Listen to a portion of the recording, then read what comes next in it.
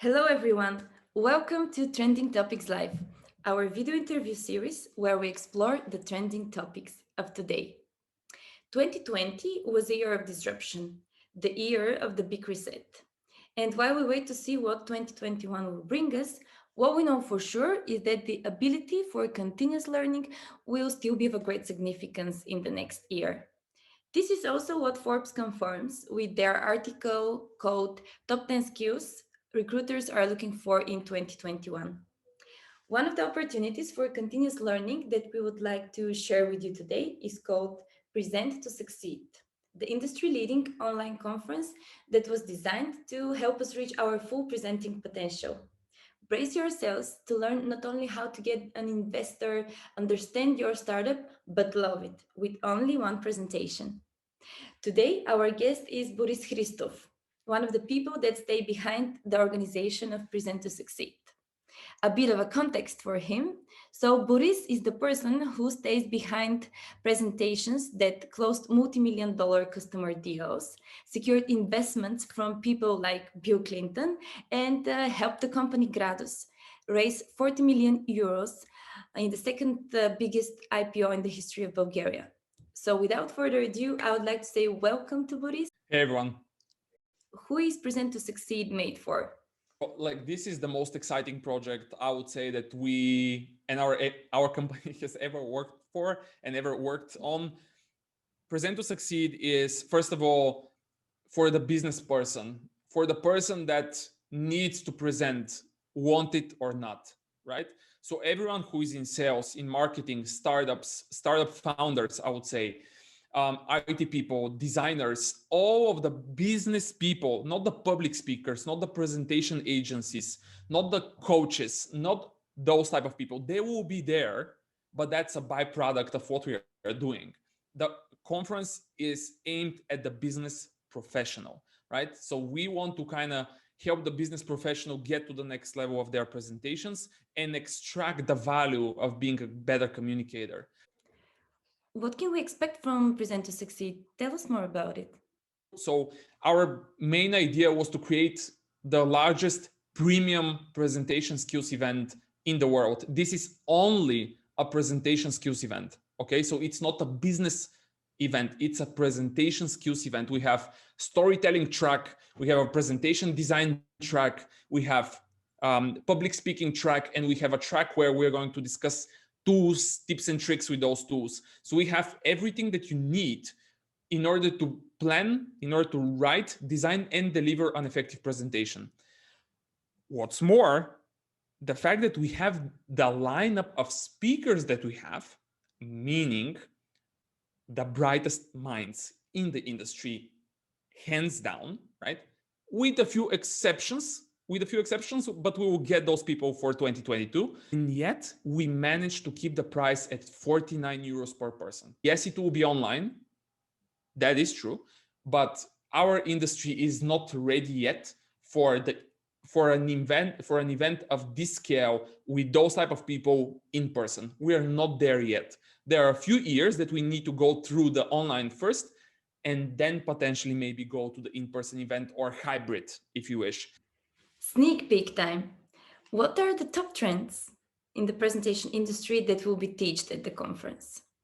So I wouldn't say that there are that many new trends in communication in first place, but I would point to, so for example, the storytelling track has a few speakers. One of them is called Kendo Heaven. I would be very, very curious if I was on your place to learn more about who exactly this person is. He is actually going to deliver a 4-hour workshop also on the topic. And I would personally moderate that one because I personally want to be in that one. So Kendo is this person who we have done this incredible work. I have talked with my colleagues also on that topic, that when you read his books on storytelling and what happens in the brain of a person when he or she is exposed to story, you, and I'm not kidding, you will be blown away. I mean, he is actually the person who did the research. He was in the labs. He is the person who wrote the books.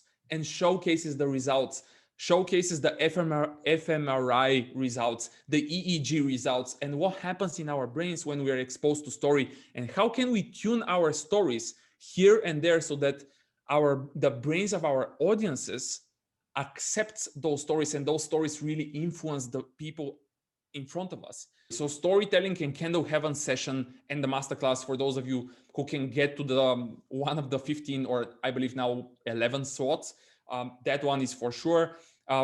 For sure, there are some very new things regarding visualizing data, which are going to be in the slide design track.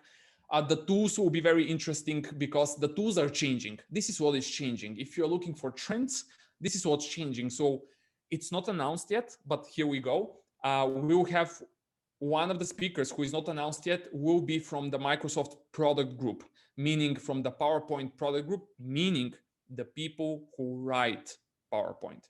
Wow. So one of the people who is going to join us will show you not just what's current and what's happening already in the product and what's possible in PowerPoint and what has been added in the last few years, but he will also show you what's coming up next. So that, I believe, would also kind of be interesting for people to see, because they're going to give us a glimpse of the future and what's going to be possible in the presentation software itself.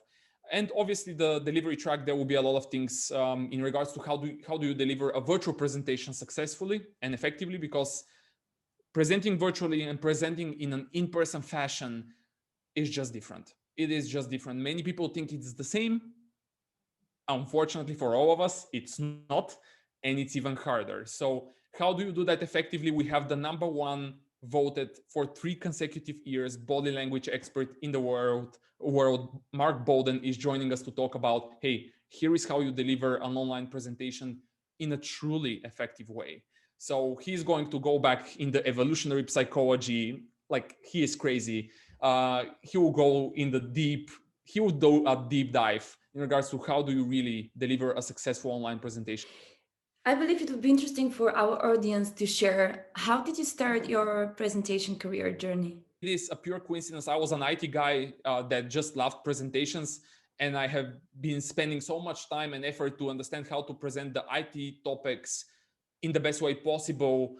And because of the fact that I was spending so much time, I was, let's just say, really good at it. And because of that, I managed to speak all across the world in many, many countries. And I was like 21, 22 years old, traveling all across the globe just because I was able to communicate them better, communicate a technical topic better. And so I delivered a webinar for some colleagues of mine in the US and showed them some tips and tricks in regards to how I approach my slides. 2 or 3 months afterwards, I received a few emails from my colleagues and saying, hey, we tried this, you know what happened? We got the deal, I got promoted, whatever. And that's when my first kind of thoughts started. And I was like, should I do it? I was in the IT world. It was great in the IT world. It's still great to be a very good IT person, very experienced IT person, especially nowadays. And so it took me through 3 or 4 months for me to write down some ideas and imagine, hey, if I decide to do this, how am I going to decide to do it? And so wrote some ideas, and then I said, okay, let's try. Because I always kind of ask myself, if I don't try something, I'm like, what would have happened? You know, like, would that be a success if I, like, what was going to happen if I tried? So that's why I tried, and yeah, this is the end result now. 75% of people suffer from fear of public speaking. At the same time, there are a lot of people whose professional role is not a PR presenter, but they have to deliver persuasive and engaging presentations. Can you share with us a few tips and tricks how to calm down before a presentation? I would go with something that's extremely simple here. The first and most it will be a very boring answer. I'm warning you, it's a very boring answer, but the first part is rehearsals. Unfortunately for you and me, and for everyone that's going to listen to this one, it's time consuming, it's nerve-wracking, it may become even boring, but it's the way to go to calm yourself down. The reason why you need to do that is because when you are exposed in a situation like this, everything that we talked about that's happening in our body is because we are getting into a situation with an unknown ending, right? And because that is the case, there is a potential danger for us, right? And because of that, we have the reactions that happen in our body. Now, the fact that I'm saying and people are experiencing and getting into a situation where they don't know the end and they don't know how it will end is the problem. You can know, you can be aware of how this will go and how this will end. The question is that you need to be prepared for it. And in order for you to be prepared, you need to rehearse it. I'm sorry, but even the best CEOs, even the best communications specialists, experts, everybody, I have seen it with my own eyes, the top CEOs here in Sofia, in Bulgaria, and not only, I have personally experienced, because I was next to them, one full day of the CEO's schedule dedicated only on rehearsals and feedback. One full day. So ask yourself the last time, how, like for an important presentation that you delivered, how many times did you really rehearse it? Did you really rehearse it at all? Because the top people that you see and the top performers that you see have done it, right? They have done it. And from there, not only rehearse it so that you know how it is going to go, and this will will help you calm yourself down, but then also prepare yourself for the setup. Know everything that's just going to be involved in you delivering that presentation. So if it's online, prepare for everything. Like, do you have a separate computer, batteries, cameras, microphones, internet connections, everything? Do you have, like, if it happens, what are you going to do? Like, how are you going to react? Your internet connection drops, what are you doing? Like, then what? Right? Your camera dies, what are you doing? What's the plan? Right? limit limit down, like go down that road and limit the unknowns, limit those things that are the what ifs. What if that happens? Same with the in-person event. Go to the stage, go to the venue, look at everything, check your computer, check whether or not everything works, be upfront with the sound and the AV guys.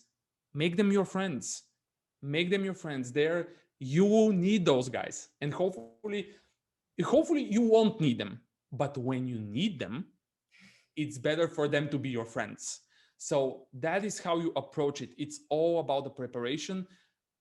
There are, of course, additional tips and tricks, but if you miss that part, it doesn't really help you to breathe more or to breathe properly. If you don't know your presentation at all, breathe any way you like. That won't save you. Just let's put it like this. So, my next question.